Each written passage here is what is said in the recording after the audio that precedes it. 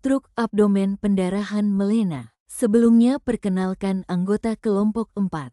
Ilham Akbar M, Dwi Anggraeni P, Kalista Balkis, Septi Mira Yulianti, Zakia Zaharni, Esanda Fatimah A, Ayuni Bunga L. Melena adalah kondisi keluarnya tinja berwarna hitam seperti akibat perdarahan di saluran cerna bagian atas.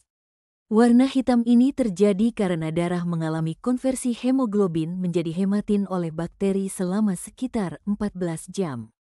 Penyebab utama melena meliputi tukak lambung, varises esofagus, dan gangguan pembekuan darah. Pada gagal hepar sirosis kronis, kematian sel dalam hepar mengakibatkan peningkatan tekanan vena porta. Sebagai akibatnya terbentuk saluran kolateral dalam submukosa esofagus, lambung dan rektum serta pada dinding abdomen anterior yang lebih kecil dan lebih mudah pecah untuk mengalihkan darah dan sirkulasi splenik menjauhi hepar. Dengan meningkatnya tekanan dalam vena mi, maka vena tersebut menjadi mengembang dan membesar, dilatasi, oleh darah di selut varises. Varises dapat pecah, mengakibatkan perdarahan gastrointestinal masif. Selanjutnya dapat mengakibatkan kehilangan darah tiba-tiba, penurunan arus balik vena ke jantung, dan penurunan perfusi jaringan. Dalam berespon terhadap penurunan curah jantung, tubuh melakukan mekanisme kompensasi untuk mencoba mempertahankan perfusi. Mekanisme ini merangsang tanda-tanda dan gejala-gejala utama yang terlihat pada saat pengkajian awal.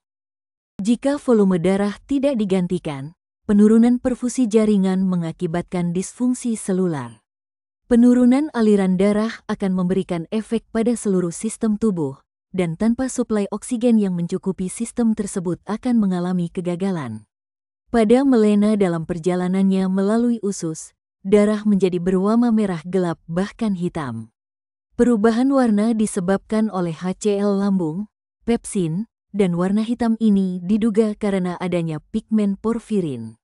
Kadang-kadang pada perdarahan saluran cerna bagian bawah dan usus halus atau kolon ascendens, feses dapat berwarna merah terang, gelap. Mortalitas secara keseluruhan masih tinggi yaitu sekitar 25%, kemarin pada penderita ruptur varises bisa mencapai 60%, sedangkan kematian perdarahan non-varises sekitar 9–12%. Sebagian besar penderita perdarahan saluran cerna bagian atas meninggal bukan karena perdarahannya itu sendiri, melainkan karena penyakit lain yang ada secara bersamaan seperti penyakit gagal ginjal, stroke, penyakit jantung, penyakit hati kronis, pneumonia, dan sepsis. Penyebab 1. Tukak lambung dan duodenum 2. Gangguan darah seperti anemia 3. Leukemia, dan hemofilia 4. Penggunaan obat-obatan seperti aspirin dan kortikosteroid 5. Varises esofagus 6. Karsinoma esofagus 7. Esofagitis dan tukak esofagus 8. Gastritis erosif hemoragik. Gejala 1. Gelisah 2. Demam ringan 3. Nafsu makan berkurang 4. Nyeri perut 5. Perubahan warna feses menjadi hitam pekat. Pemeriksaan diagnostik 1. Pemeriksaan feses untuk mendeteksi darah tersembunyi 2. Endoskopi untuk menilai sumber perdarahan 3. Tes darah untuk mengevaluasi kadar hemoglobin dan hematokrit. Shock hipovolemik. Shock hipovolemik disebut juga dengan shock preload yang ditandai dengan menurunnya volume intravaskuler oleh karena perdahan. Dapat terjadi kaya kehilangan cairan titu yang lain. Menurutinya vidum intravaskuler menyebabkan penurunan volume intraventrikal. Pada klien dengan syok berat, volume plasma dapat berkurang sampai lebih dan 30% dan berlangsung selama 24–28 jam. Gagal ginjal akin terjadi sebagai akibat dan syok yang tidak teratasi dengan baik. Untuk terjadi sebagai akibat dan syok yang tidak teratasi dengan baik. Untuk mencegah gagal ginjal maka setelah syok, diobati dengan menggantikan volume intravaskuler. Penurunan kesadaran terjadi penurunan transportasi 02 ke otak, sehingga terjadi penurunan kesadaran.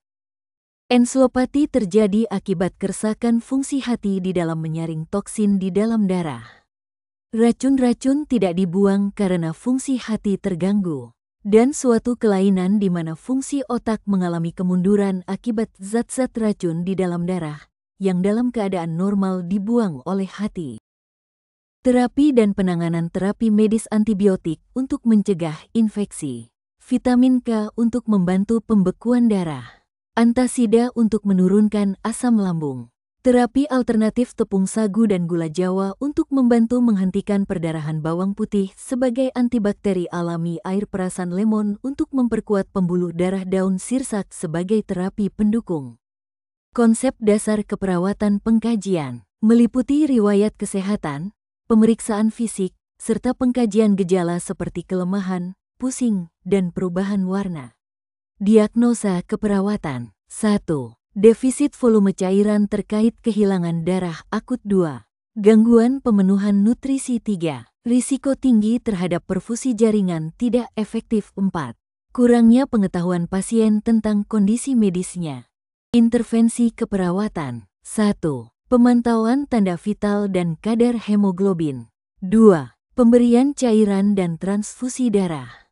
3. Pemberian obat-obatan untuk mengurangi perdarahan dan mual. 4. Edukasi pasien tentang pola makan dan gaya hidup sehat. Implementasi dan evaluasi. Tindakan keperawatan dilakukan sesuai rencana, dengan evaluasi hasil seperti kestabilan hemodinamik dan peningkatan kesadaran pasien.